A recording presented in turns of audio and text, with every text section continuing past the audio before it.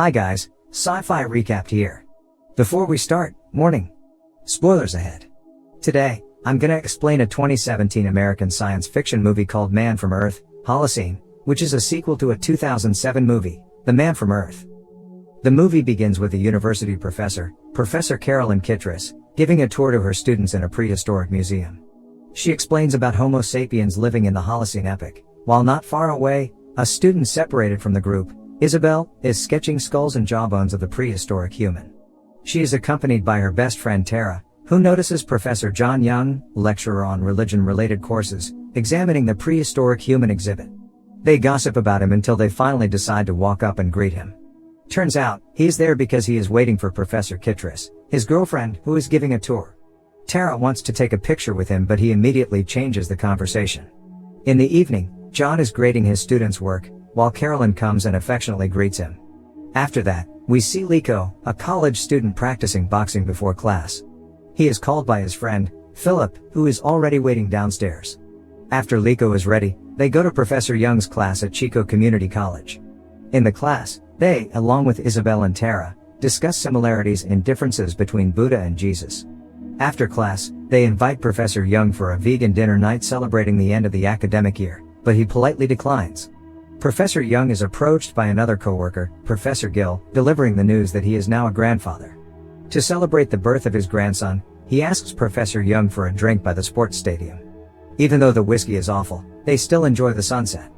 Gill asks about whether John regrets not having kids, but John refuses to discuss it. Later that evening, Isabel comes over to Professor Young's home while he is cooking dinner, delivering assignments to be graded by Professor Kittredge. She asks for the books that she can borrow from Professor Young. He motions her to the den and says, "Grab all that you want." Isabel grabs a few books. One of them is written by Arthur Jenkins.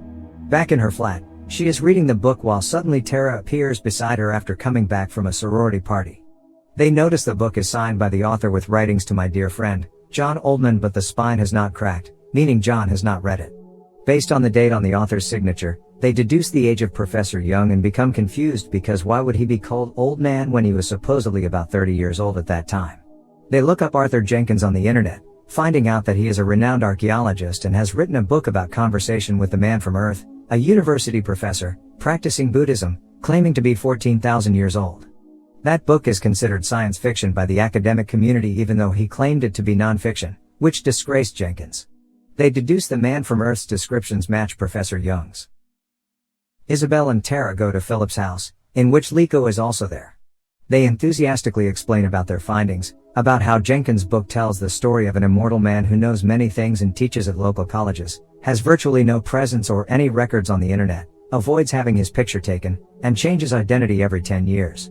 However, his first names are always John, with last names taken from modified versions of historical terms.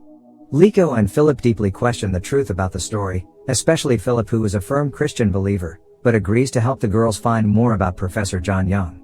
Meanwhile, far away in Searchlight, Nevada, Art Jenkins is seen gardening with his pig, Betsy. He comes home, plays online chess, then notices an incoming email from Isabel Chang, asking about the John Oldman he wrote in his book. He suddenly becomes emotional and replies that she better go to hell.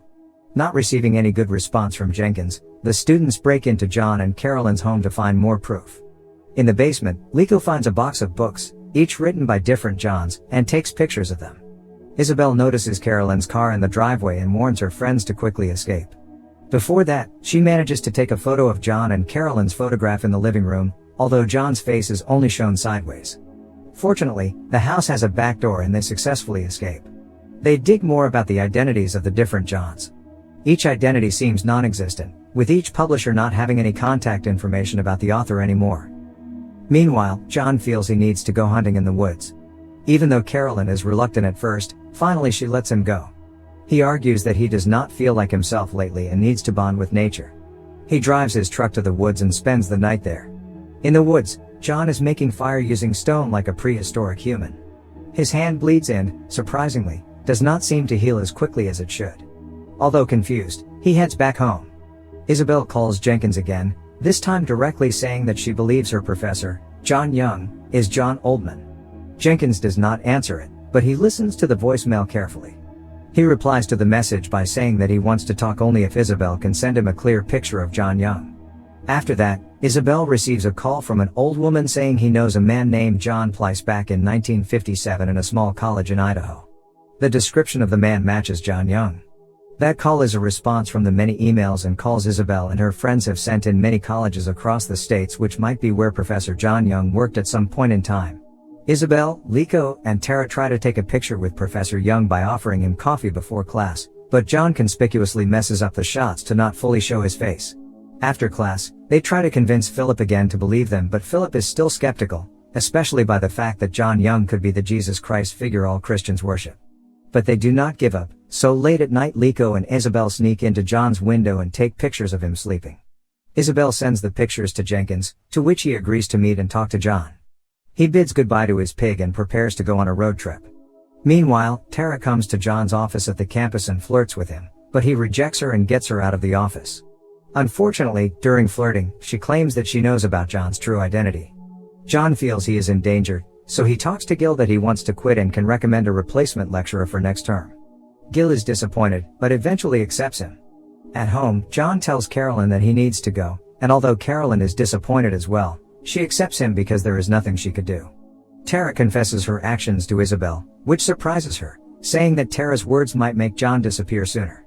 They call Jenkins, who is still 2 hours away from them, so they have to keep John Young from leaving until Jenkins gets there.